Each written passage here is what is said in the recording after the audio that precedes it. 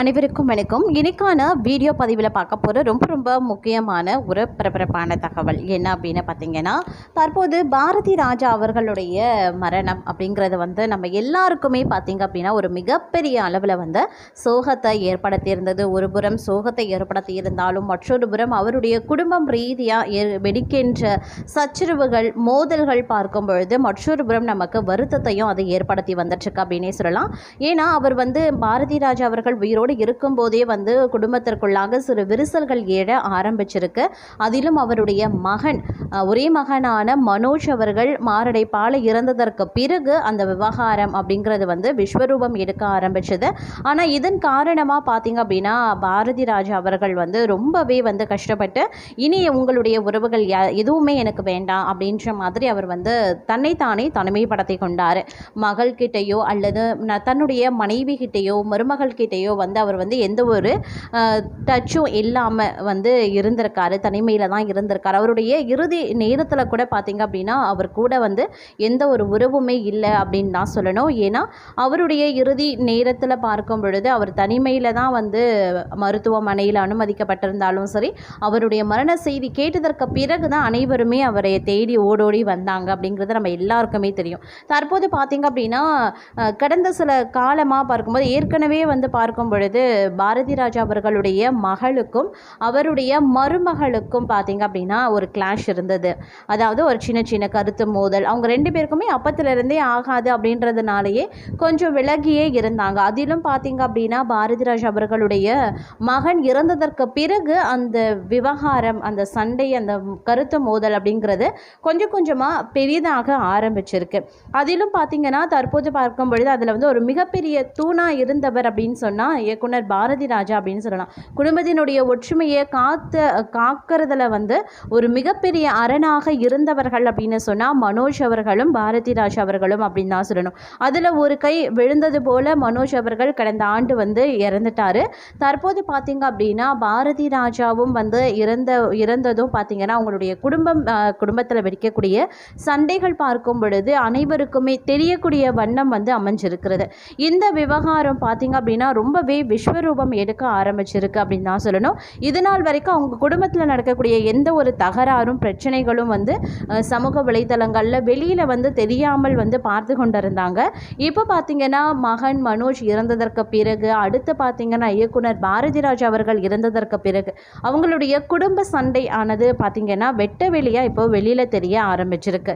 பாரதி ராஜாவினுடைய இறுதி சடங்குல மகளுக்கும் மருமகளுக்கும் அப்படி என்ன சண்டை நடந்தது அப்படிங்கிறத பற்றியும் கங்கை அமரன் கோபத்திற்கு என்ன காரணமாக அமைஞ்சிருக்கு அப்படிங்கிறத பற்றின தகவலும் கசிந்திருக்கிறது. இது குறித்து தான் நாம் இன்னைக்கு வீடியோவில் தெரிஞ்சுக்க போகிறோம். ஸோ இந்த பதிவு உங்களுக்கு மிக பயனுள்ள விகிதத்தில் இருக்கும். வீடியோவை ஸ்கிப் பண்ணாமல் கடைசி வரைக்கும் பாருங்கள். வீடியோக்குள்ளே போகிறதுக்கு முன்னாடி இது வரைக்கும் நீங்கள் நம்ம சேனலை சப்ஸ்கிரைப் பண்ணலை அப்படின்னா உடனே சப்ஸ்கிரைப் பண்ணிக்கோங்க. அப்படியே பக்கத்தில் இருக்கக்கூடிய நோட்டிஃபிகேஷனுக்கான பில் பட்டனையும் ப்ரெஸ் பண்ணிக்கோங்க. சரி நேயர்களே, வாங்க வீடியோக்குள்ளே போகலாம். அதாவது தமிழ் சினிமாவில் இயக்குனர் இமயம் பாரதி ராஜாவினுடைய மறைவு திரை உலகத்தையே சோகத்தெல்லாம் ஆழ்த்திருக்கக்கூடிய நிலையில் அவரது இறுதி சடங்கை சுற்றியும் பல்வேறு விவாதங்கள் சமூக வலைதளங்களில் எழத் தொடங்கியிருக்கு.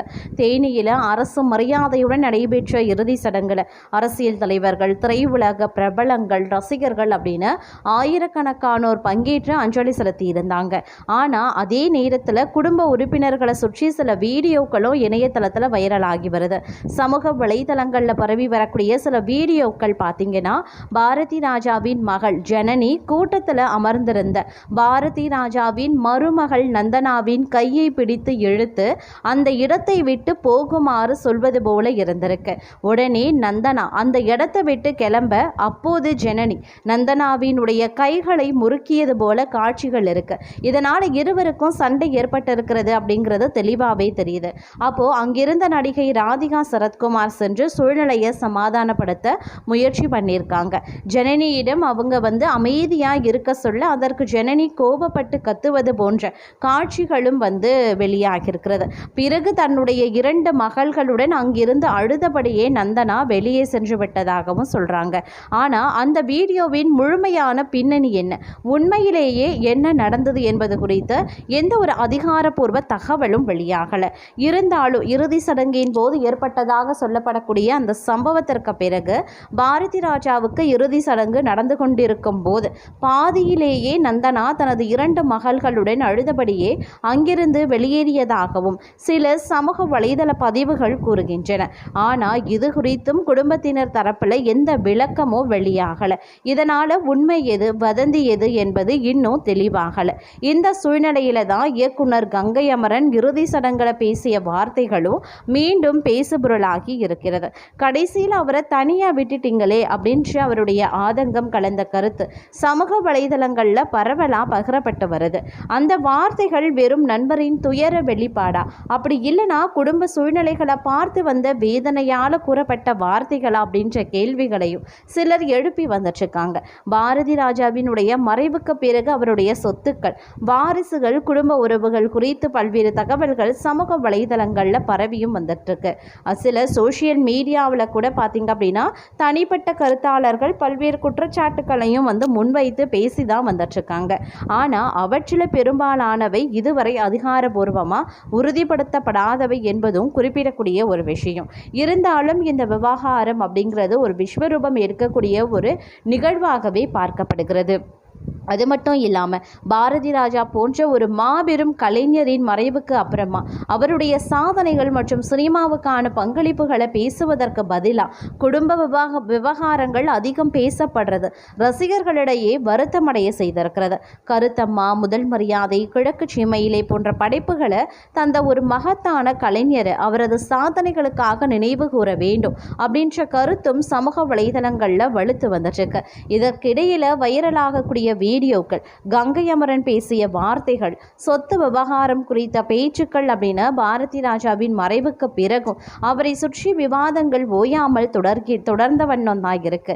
ஆனால் இந்த விவகாரங்கள் குறித்து குடும்பத்தினர் தரப்பில் ஏதேனும் விளக்கம் வருமா என்பதுதான் தற்போது பலரினுடைய எதிர்பார்ப்பாகவும் அமைந்திருக்கிறது அப்படின்னே கூட சொல்லலாம். தற்போது இந்த விஷயம் அப்படிங்கிறது பார்க்கும் பொழுது ஒரு மிகப்பெரிய அளவில் வந்து மாற்றத்தை கொண்டு வந்திருக்கிறது அப்படின்னு தான் சொல்லணும். அதிலும் பார்த்தீங்கன்னா பாரதி ராஜா அவர்கள் தனியாக கஷ்டப்பட்டு தூக்கத்திலேயே அவரது ஆன்மாவும் பிரிந்து விட்டது.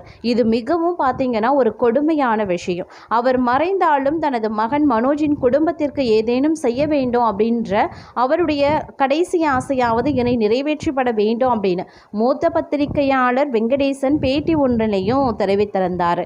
அதிலும் பார்த்தீங்கன்னா அவர் என்ன சொல்லியிருக்காருன்னா, பாரதி ராஜாவின் உடலுக்கு அஞ்சலி செலுத்த வந்த இயக்குனர் கங்கை அமரன் அங்கிருந்த குடும்பத்தினரை நோக்கி கடைசியில் எல்லாரும் அவரை அனாதையா தவிக்க விட்டுட்டு போயிட்டீங்கல்ல அப்படின்னு ஆவேசமா தன்னுடைய ஆதங்கத்தை வெளிப்படுத்தியிருந்தார்.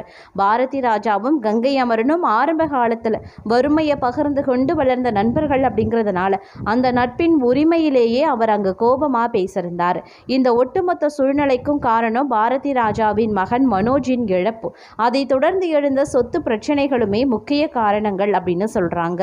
சினிமாவில் பெரிய அளவில் வெற்றி பெற முடியாமல் போன ஏக்கத்தில் மனோஜ் கடுமையான குடிப்பழக்கத்திற்கு ஆளாகி கடந்த சில மாதங்களுக்கு முன்பு மாரடைப்பால் திடீரென மரணமடைந்தார். ஒரே மகனின் இழப்பை பாரதி ராஜாவால் தாங்கிக் கொள்ள முடியல அப்படின்னு தான் சொல்லணும். அது மட்டும் இல்லாமல் அவருடைய கடைசி காலத்தில் பார்க்கும் பொழுது இந்த மாதிரி குடும்பம் ரீதியாக எழக்கூடிய சில சச்சுரவுகள் அப்படிங்கிறது வந்து மிகப்பெரிய அளவில் அவரை வந்து சோகத்தில் ஆழ்த்தியதாகவும் பலரும் தங்களுடைய கருத்துக்களை தெரிவித்து வராங்க.